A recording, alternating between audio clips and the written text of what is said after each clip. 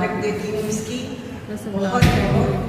मैंने रिसेंटली इसका एक गाना पढ़ा है शाम अमन से जानता, बहुत ही अच्छा और खूबसूरत है ये।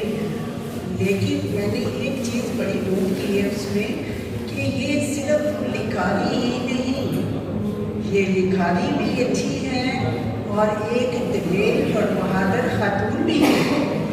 ना डर इसको कह सकते हैं ये इसका कि ये इसका दिल पर चल रहा था कि मैं शाम जाऊं वहाँ जाकर अफसाना नहीं सफ़रनामा लिखूं।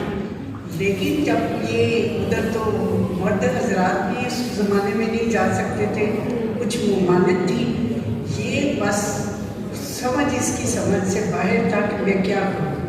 एक काफिला जा रहा था, उस काफिले के बीच में ये चली गई, उसके काफिले भी चली गई और सब लोगों ने इसको बहुत मना किया, सलमा तो पागल हो गई है, तू मरना चाहती है, क्यों तू जा रही है?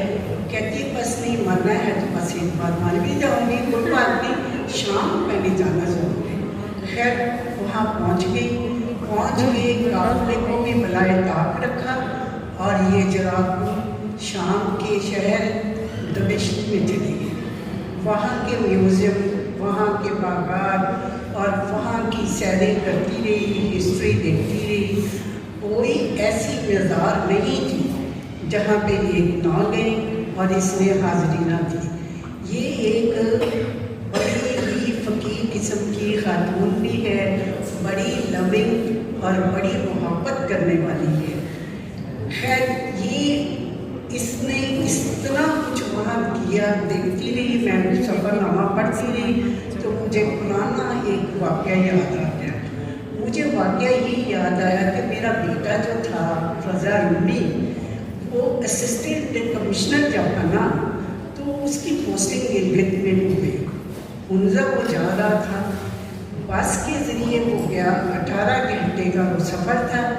जो ही वो वहाँ पहुँचा तो मैं बड़ी परेशान थी कि वो मुझे फ़ोन क्यों नहीं कर रहा। तो एक दिन के बाद फ़ोन करके कहता है अम्मी आपकी लाडली जो प्यारी सी सहेली है वो कैसे ज़िंदा रहती है?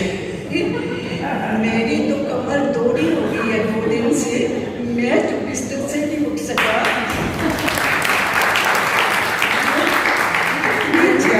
इतनी बहादुर खातून है कि मैं एक लड़का होके तो मेरी कमर में इतनी दर्द है तो वो इतनी नडर होगी तो ये वहाँ चली गई। मैं तो अब ये कहूँगी सफ़रनामा तो बहुत लंबा था, सब कुछ कह सकती थी, लेकिन मैं ये कहती हूँ कि इस तरह के जो इसमें सफ़रनामे लिखे हैं ना, सितारा जुर्रत लेने वाली बात है।